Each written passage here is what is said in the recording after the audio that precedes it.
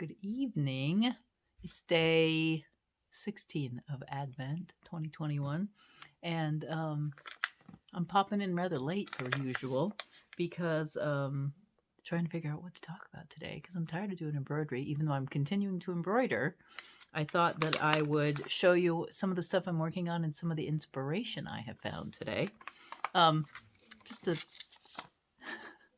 So I told one of the gals, Thursday's knit night at my house, and I'm going to taste this in front of you, and then hopefully Jessica will watch it too. So Thursday night is knit house at my house, knit night, and I was once telling one of my friends that comes to knit night, Jessica, and she is coming to do some cool snack mix with us in the kitchen. So we'll do that probably next week. We'll do that. But I told her once that I love melon flavored stuff, and I ate a whole bunch of it when I was in Japan.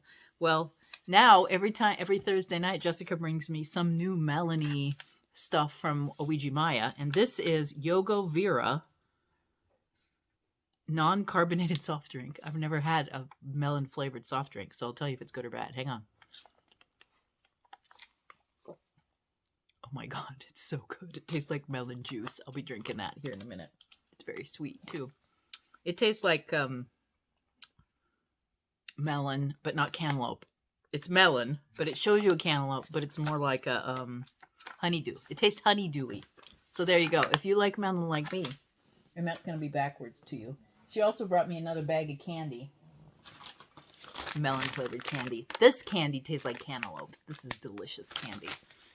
Who knew there was that much melon? I clearly have not been looking at Ouija Maya to the extent that I should be. All right, so what are we going to talk about tonight? I am going to talk about projects to come. So today I did a little book talk, which will be uploaded soon after this video, because this one has to go up first. But today in the mail, my long-awaited, and this will be backwards for you, but maybe I'll get it flipped. My long-awaited Icelandic mittens, 25 traditional patterns came in the mail.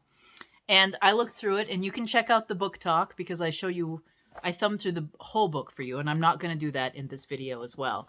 But these mittens caught my eye. Aren't they pretty? Although that one I didn't even see that star on the thumb. That looks rather hard.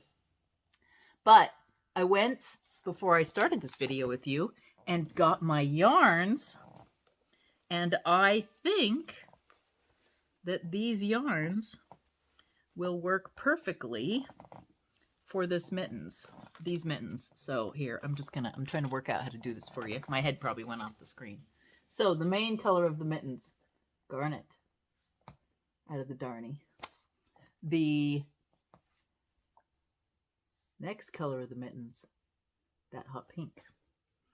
Then I have a pastel pink, just like the one in the picture.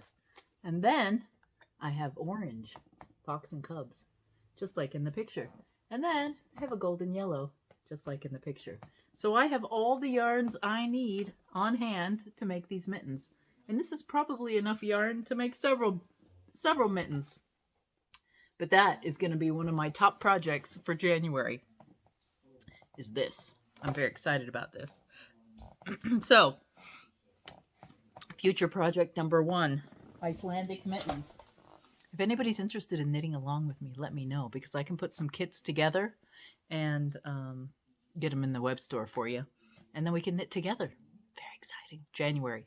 Morning coffee with Tina. That'll be coming.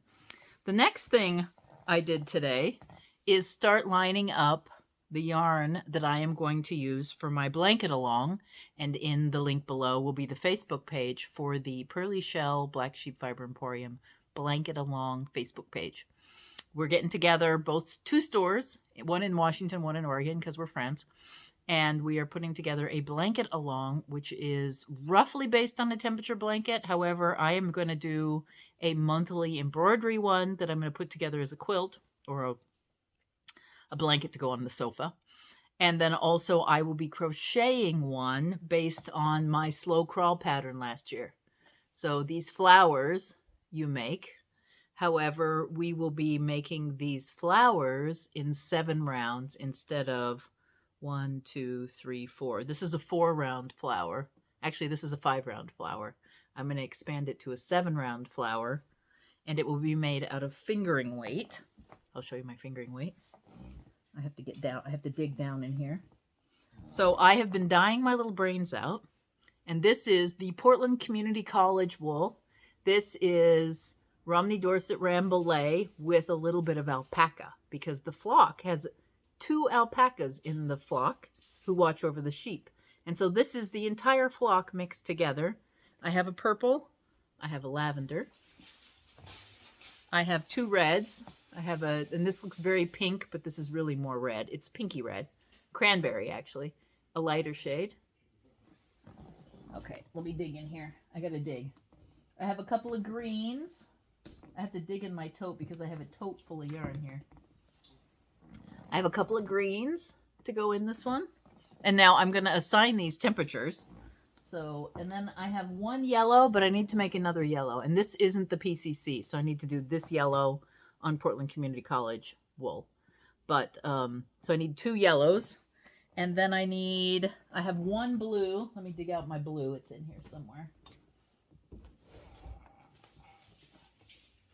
There's a darker green. I already showed you the darker green. Let's see. Where did my blue go? Well, my blue is somewhere in a tote right by my feet, but I have a whole bunch of other stuff in it. This is the one blue I have. It's like a sky blue, but I want to do a royal blue as well. So I have red, orange. I need to dye some orange. I need to dye some more yellow. And I need to dye 1 more green. And then I have green. Let's see, red, orange, yellow, green, blue, violet.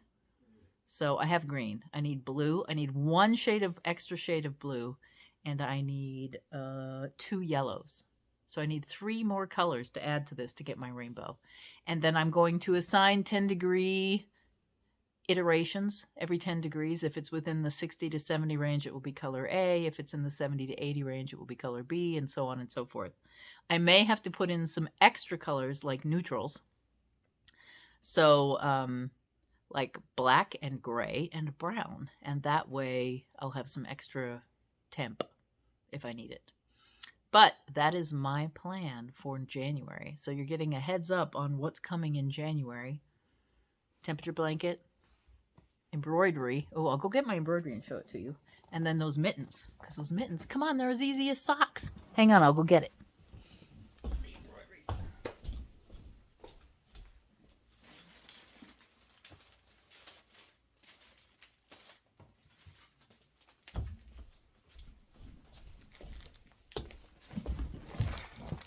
So the other item is a block of the month.